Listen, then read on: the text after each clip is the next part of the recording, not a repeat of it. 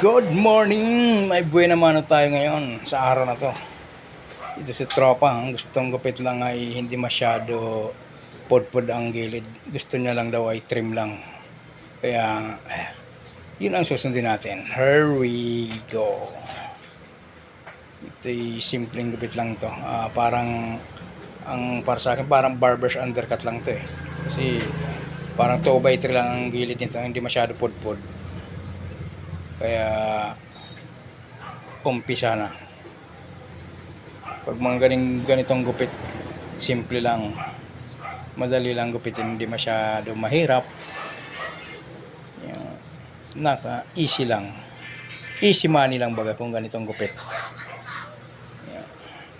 Siguro ganitong mga gupit lang, sa maghapon hindi ako masyado mapapagod sa mga benting ulo. Ganitong mga gupit, nakapakaswabe lang gupitin.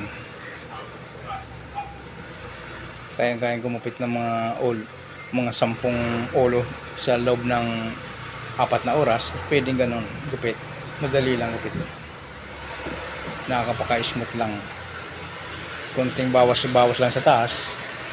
Yan ang request ng ating customer.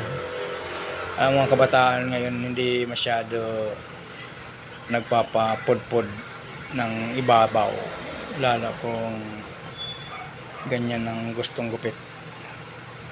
Yung gusto nila yung swabe lang. Yun lagi natin susundin ang request ng customer.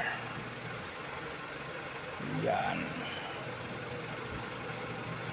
may pumasok na isang buenas ambiance. Yan ang finished product natin. Simple lang. Yun naman ang request niya. Okay naman daw yan. Tinanong ko, okay na yan. Sabi niya, okay. Okay, here we go. Pero again,